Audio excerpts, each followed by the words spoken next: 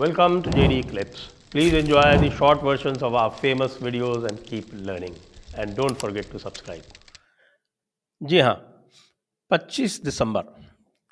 यह 25 दिसंबर क्या है?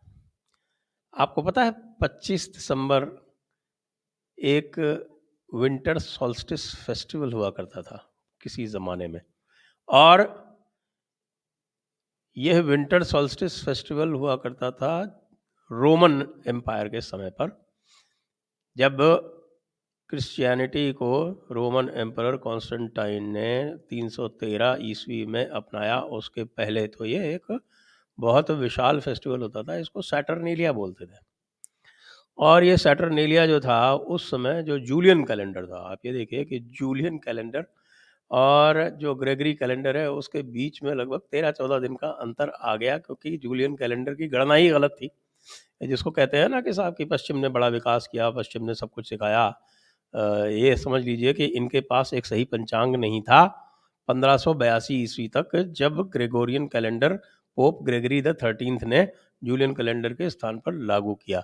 और जो ऑर्थोडॉक्स चर्च था वो तब भी जूलियन कैलेंडर ही इस्तेमाल करता रहा, यहाँ तक कि आप देखेंगे कि जिसको हम अक्टूबर क्रांति कहते हैं वो वस्तुतः ग्रेगोरियन कैलेंडर के हिसाब से नवंबर में हुई थी, जो रशिया वाली जो क्रांति थी।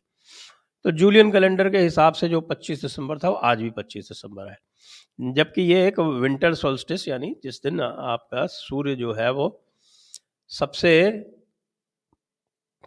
जिसको हम कहते हैं कि रात जिस दिन सबसे लंबी होती है, सूर्य जिस दिन सबसे कम अवधि तक निकलता है, उसके अगले दिन जब सूर्य निकलता है तो वो सूर्य सूर्य का पुनर्जन्म मानते थे उसको। 274 ईस्वी में ऑरेलियस नाम के एक राजा ने, रोमन ने, तो उसको सोल इनविक्टस यानी सन द कॉन्करर, उसका एक बर्थ डे बनाया और उसको बर्थ ऑफ सन के नाम से मनाना आरंभ कर दिया।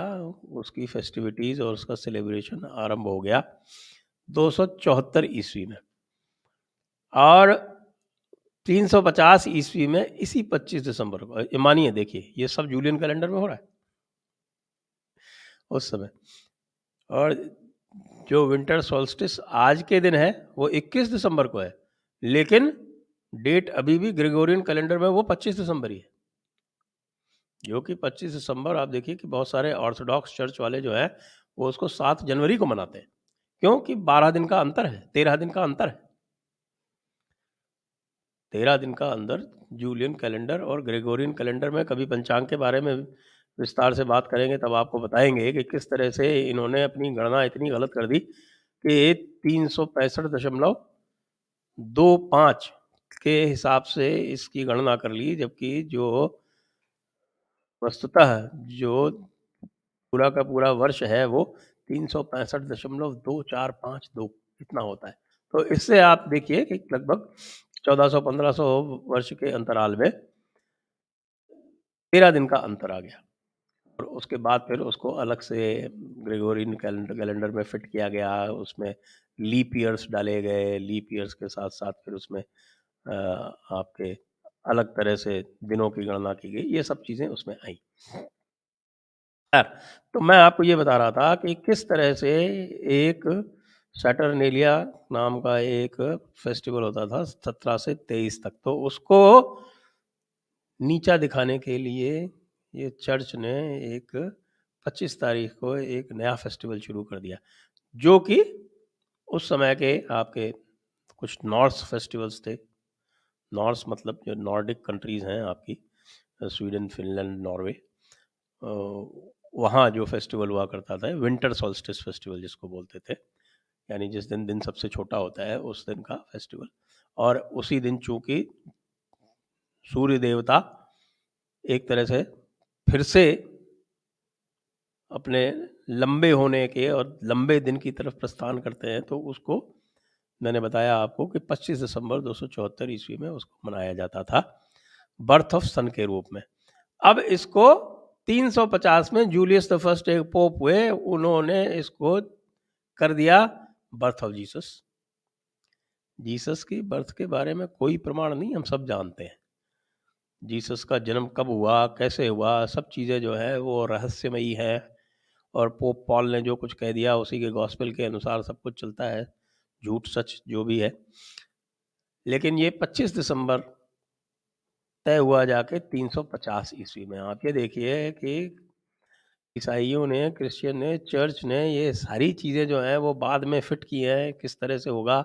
यहाँ तक कि जो समय की जो गणना है, जो काल चक्र है, वो भी उन्होंने साइक्लिकल टाइम से हटा के और लीनियर टाइम में कब तब्दील किया, जाके 553 ईस्वी में।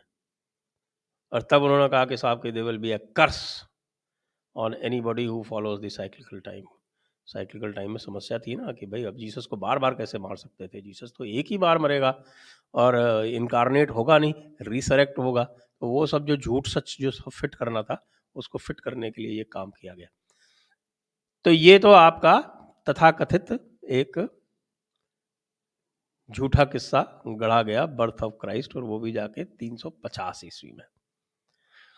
उसके पहले तक कुछ पता नहीं था कि हमको क्राइस्ट की बर्थडे कब मनानी है।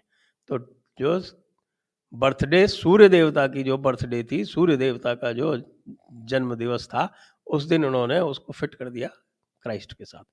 तो from the birth of sun, यानी birth of sun SUN to birth of son SON, son of God.